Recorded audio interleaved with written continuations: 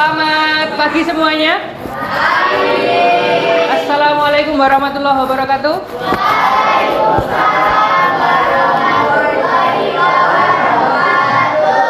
Oke, sudah berdoa belum tadi? Ayo pimpin doa dulu. Doa dulu.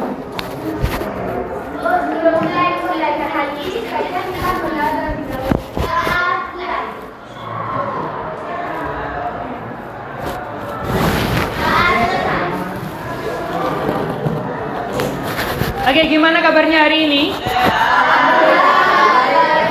Baik ya, alhamdulillah. Saya masuk sini seneng ya karena kelasnya bersih sekarang.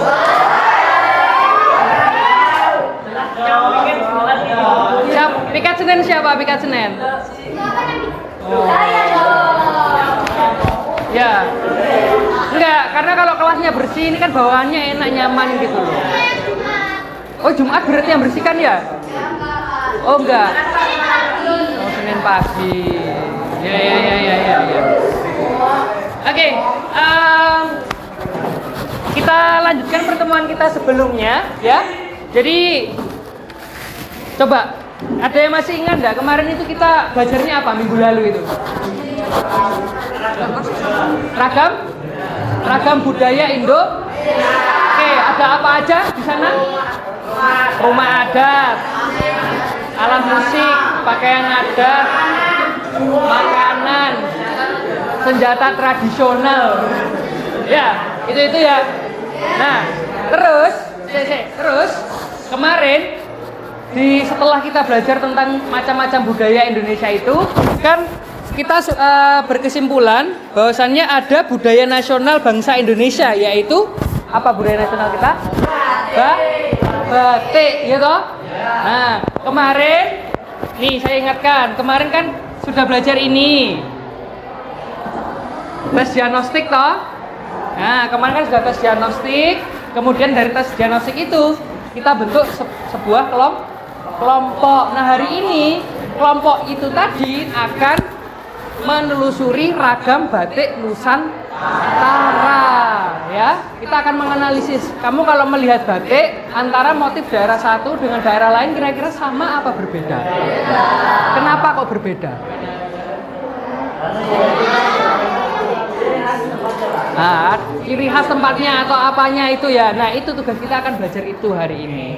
Nah, berdasarkan hasil tes diagnostik kemarin, ya, silakan nanti kita berkelompok menelusuri ragam batik Nusantara. Setelah itu nanti akan dipresentasikan di depan. Nah, untuk mengatur suasana kelas, biar suasana kelasnya itu kamu presentasi nyaman, teman-temannya merasa diperhatikan, ya, itu akan saya buat sistem dalam presentasi.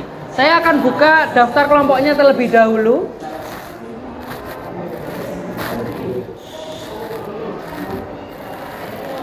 Nah, tampilan ini merupakan daftar kelompok dari kalian berdasarkan hasil tes diagnostik.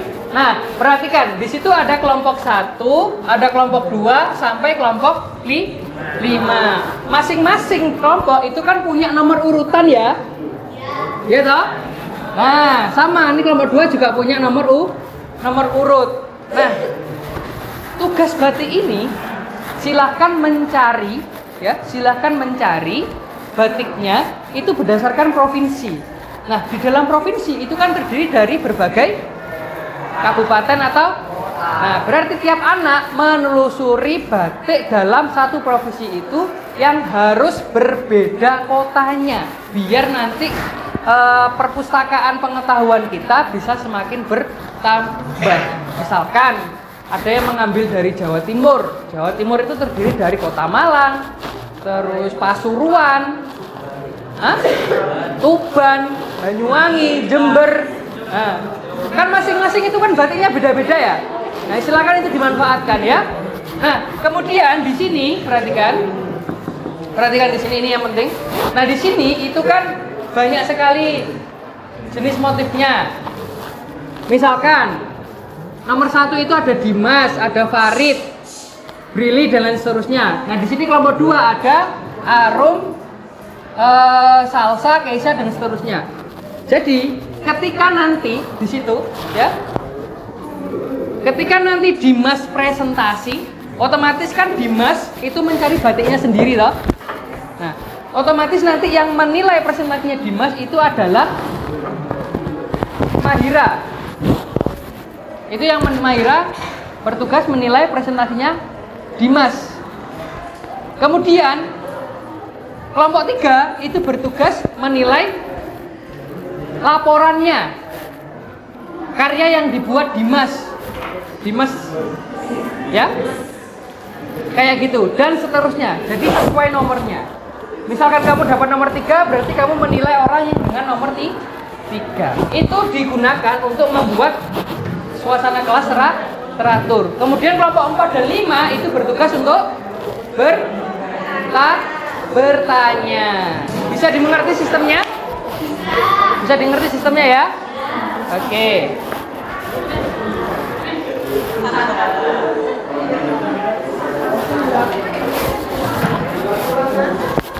Baik, kalau sistemnya bisa dimengerti, sekarang bisa dilanjutkan, dipersiapkan penelusuran batiknya ya.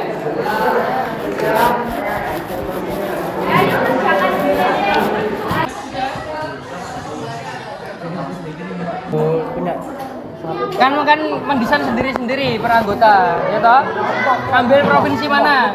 Jawa Barat. Jawa Barat. Nah, batikmu apa? Saya batik Kanasan. Kanasan ini. Indramayu. Indramayu. Batik apa? Batikmu apa? Parang. Mega Mendung. Gitu ya, sendiri-sendiri ya batiknya ya. Ini provinsi mana? Jawa Timur. Banyuwangi ono, Banyuwangi. Banyuwangi siapa Banyuwangi rek? Nah, ono. Malang. Malang. Oh ya wes. Gitu ya pokoknya ya. Pokoknya di ya. Oke. Desain motif. Ini Jawa? Kalimantan Timur. Oh Kalimantan. Ini beda nih Kalimantan ini. Kamu apa batiknya? Batik buah baka.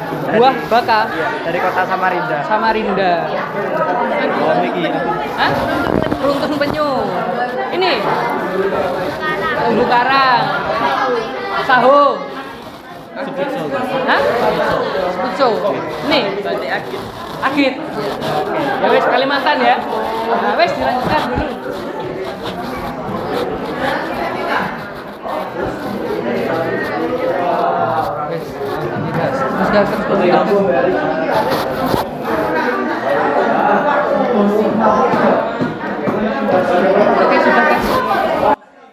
Oke, sudah ya.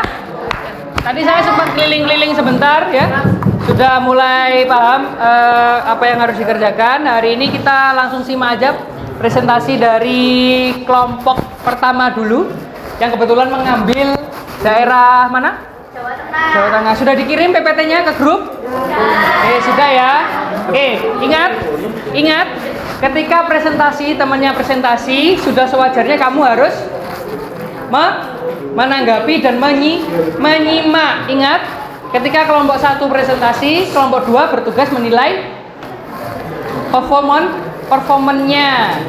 Kelompok 3 bertugas menilai laporannya. Kelompok 4 dan 5 bertugas sebagai penanya. Untuk refresh saja, yang harus dinilai selama presentasi, ketika menilai orangnya saat presentasi, yang harus dinilai yang pertama itu adalah apa, Rek? Penguasaan materi. Penguasaan materinya bagaimana yang presentasi? Indikatornya bagaimana? Gampang. Kalau dia presentasinya membaca, berarti kemungkinan materinya penguasaannya kurang. Tapi kalau bisa menyampaikannya secara lancar, berarti penguasaan materinya bagus. Oke, yang kedua itu adalah suara atau caranya ngomong. Ngaret enggak suaranya? Dari belakang terdengar jelas apa tidak volumenya? Kayak gitu-gitu ya. Ngerti ya? Ngerti. Kemudian yang terakhir itu adalah gesturnya. Gestur ini meliputi ya gestur-gestur tambahan, gerakan tambahan, eye contact, ya, interaksi dengan audiens, kayak gitu-gitu. Ngerti? Kelompok penilai, kelompok 3? Tahu? Tahu ya? Oke. Ini adalah penilaian performa atau orangnya. Yang kedua yang dinilai adalah laporan. Apa aja indikatornya? Yang pertama kelengkapannya. Di sana ada namanya, ada gambar batiknya, ada penjelasan, berarti lengkap. Yang kedua, kreativitas. Kreatif enggak? Nyambung enggak antara background sama topik yang kayak gitu ya. Kelengkapan, kreativitas, yang terakhir kemarin apa? Apa? Lupa. Iya, PPT. Elemen-elemen ya. Elemen pendukung. Ya? Oke. Jelas di sini? Jelas. Oke, silakan kelompok 1 maju terlebih dahulu. Kelompok Jawa Tengah. Assalamualaikum warahmatullahi wabarakatuh. Waalaikumsalam. Di sini kami ingin mempresentasikan mengenai macam-macam batik yang berasal dari provinsi Jawa Tengah. Sebelum masuk ke materi pembahasan kali ini, izinkan kami perkenalkan diri terlebih dahulu. Perkenalkan, saya Arum, absen 5. Perkenalkan, saya Salsa, absen 10. Perkenalkan, nama saya Jenny, absen 12. Perkenalkan, nama saya Keisha, absen 16. Perkenalkan, nama saya Mahida, absen 19. Perkenalkan, nama saya Neresa, absen 23. Perkenalkan, nama saya Fani, absen 19. Nah, sekarang kita masuk ke topik pembahasannya, yaitu macam-macam batik yang berasal dari Provinsi Jawa Tengah. Kita mulai dari batik pertama, yaitu batik Solo motif parang. Batik ini batik parang menyerupai huruf S yang terjalin berkesinambungan tanpa terputus sehingga membentuk garis diagonal. Nama parang sendiri berasal dari kata parang yang berarti lereng atau tebing. Sementara itu, motif huruf S yang diadaptasi dari bentuk ombak laut yang menggambarkan semangat yang tidak pernah surut. Nah, dengan kata lain, motif batik Solo ini menjadi lambang semangat yang kokoh layaknya lautan tebing yang diterjang ombak besar. Selain itu, batik parang ini memiliki makna petua yang tidak pernah menyerah. Ibarat ombak laut yang tak pernah berhenti bergerak, batik parang juga menggambarkan jalinan yang tidak pernah putus, baik dalam arti upaya untuk memperbaiki diri, upaya memperjuangkan kesejahteraan maupun untuk pertalian keluarga. Kita lanjut ke motif batik kedua, yaitu batik Jepara. Batik Jepara yaitu mempunyai motif banyak. Yang pertama adalah motif parang dowo. Batik parang Jepara disusun miring berupa gambaran ranting serta dedaunan yang saling berkaitan. Usut motif ini terinspirasi dari corak ukiran Jepara. Makna hidup itu saling membutuhkan. Yang kedua adalah motif lingkungan. Begitulah motif lingkungan yang diperoleh dari nilai pahatan khas desa Saneman.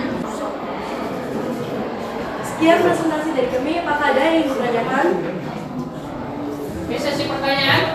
Berarti yang bertugas bertanya adalah kelompok 4 dan 5. Oke, mana kelompok 4? Kelompok 4. Kelompok 5. Kelompok 5. Oke. Coba satu penanya dulu. Siapa yang berani bertanya, sebut nama dan nomor absennya ya, biar nanti terus silakan, Mbak. Apa arti kata sidomukti pada batik sidomukti? Oke, arti kata sidomukti. Mau ditampung dulu, langsung dijawab. Langsung dijawab. Oke, silakan. Sidomukti diambil dari dua kata bahasa Jawa, yaitu sido yang berarti jadi atau menjadi, serta mukti yang diartikan dengan kebahagiaan atau kecukupan.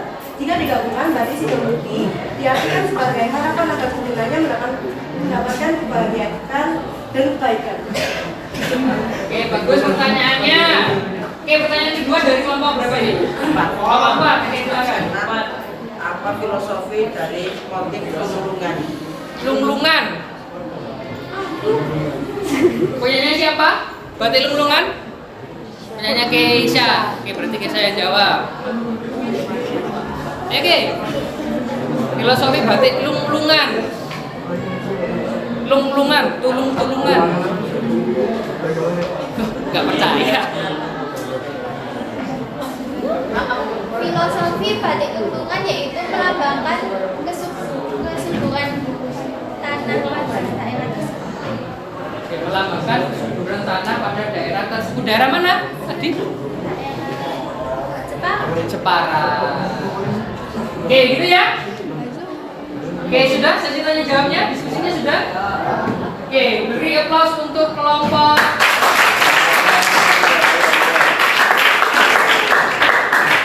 Baik, sekarang kita sesi ini ya, sesi penilaian terlebih dahulu. Kita akan menilai satu-satu. Kalian akan menyampaikan penilaiannya ya, mulai dari penilaian performanya sampai penilaian laporannya. Boleh dibuka slide batik yang pertama.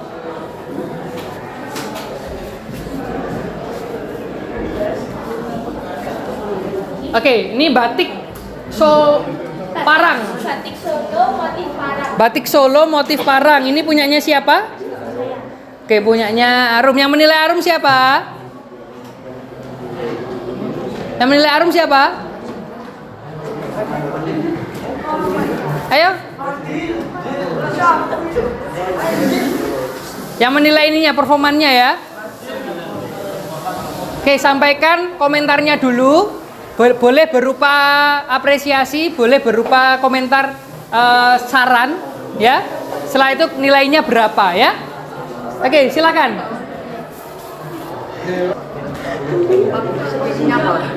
Public speaking-nya bagus. Cuman jangan terus melihat HP.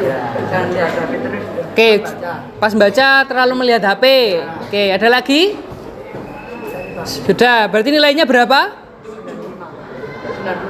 Public speaking-nya bagus, berarti nilainya 95. Oke, 95. Laporannya? Kelompok ini yang menilai berarti laporannya? Siapa yang menilai laporannya punyanya Arum? Ya, Samit? Untuk laporannya udah lengkap. Jadi ya 10. Laporannya udah lengkap. Lengkap. Terus? Jadi mungkin saya kasih nilai 95. 95 juga. Oke. Slide kedua. Slide yang kedua. Oh ya, batik Jepara punyanya ke Keisha. Siapa yang menilai Keisha? Siapa? Rizky. Ayo Ki. Public speaking-nya gimana? Udah bagus. Tapi Udah bagus. lihat HP, Pak. Kebanyakan lihat HP. Itu aja? Suaranya? Agak kurang keras. Suaranya kurang keras, melihat banyak HP, berarti nilainya 93. Oke. Terus yang menilai PPT-nya? Yang menilai PPT-nya kelompok ini? Nomor urut 2 ya. Nomor urut 2. Ya, Farid. Lengkap. Oke, batiknya itu. Terus? Plus dikasih contohnya juga. Oke, nilainya? 95. Lanjut. Batik slide ketiga. Punyanya Mahira Sido Mukti tadi yang ditanyakan ya. Oke, siapa yang menilai? Oke, Adit. Public speaking-nya bagus. Suaranya? Berarti nilainya berapa? 95 lagi. Oke. PPT-nya? Udah bagus, Pak. Udah bagus. Kelengkapannya gimana? Udah lengkap. Gambar batiknya ada? Ada. Oke, nilainya berapa?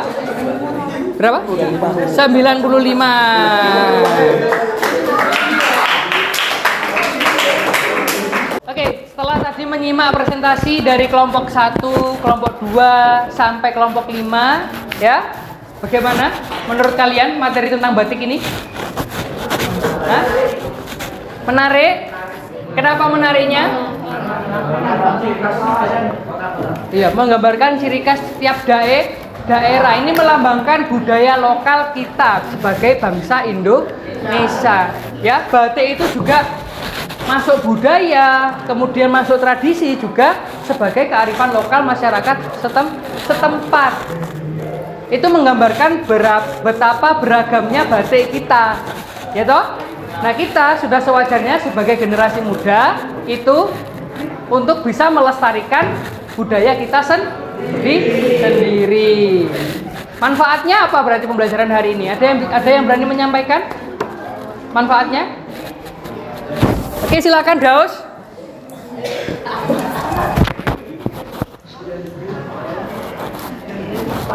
Apa yang bisa kamu petik dari pembelajaran ini, Daus? Jadi yang saya petik yang saya dapatkan itu kita jadi bisa lebih memahami ciri khas dari batik masing-masing daerah. Dan juga apa ya? Dan juga kalau dari anak-anak bikin slide-nya juga bisa untuk mengasah kreativitas. Kurang lebih begitu. Oke. Iya, itu ya dari kegiatan dari materinya bisa mempelajari tentang budaya daerah, dari konten yang dibuat bisa melatih kreativitas, dari cara mengomentari temannya presentasi bisa melatih apa? Kreativitas juga ya toh, keterampilan dalam berbicara. Kenapa? Karena ya ini penting Rek, Cek dia mau. Dengan berbicara kita itu bisa merubah segalanya Rek. Bener ini. Bahkan banyak orang yang bisa mencari uang karena dia pandai berbicara. Contohnya apa? Presenter, reporter. Ini kan yang kalau yang secara formal. Kalau yang sekarang lagi booming yang kalian tahu itu influencer. Ya toh? Influencer. Jadi skill berbicara itu sangat penting untuk dikembangkan sejak dini. Apalagi kalian mungkin barangkali punya sosial media yang engagementnya itu luas, ya silakan manfaatkan platform tersebut ya. Selain kamu bisa mempromosikan budaya-budaya bangsa Indonesia, kamu juga bisa melatih skill berbicara kamu. Gitu ya? Oke, itu untuk refleksi hari ini. Sebelum pembelajaran saya tutup, di sini ada sedikit evaluasi pembelajaran. Di sini ada 5, nanti ada 5 kartu ya. Loh, kok nggak tampil kartu nih? Jadi ada 5 kartu nanti. Bentar, ini nggak tampil nih konsepnya ini. Nah, ini sudah saya bagi berdasarkan kelompok. Ini kalian akan memilih 1 sampai 5 sesuai dengan nomor urutan kelompok yang ada di dalam. Jadi masing-masing orang dalam satu kelompok itu berbeda. Ini ditulis di buku, dikerjakan di buku, nanti dikumpulkan ya. Oke, ada pertanyaan? Tidak. Oke, sambil menunggu jam, ya, boleh langsung dikerjakan, nanti dikumpulkan ya. Oke, terima kasih. Saya Iri. Wassalamualaikum warahmatullahi wabarakatuh.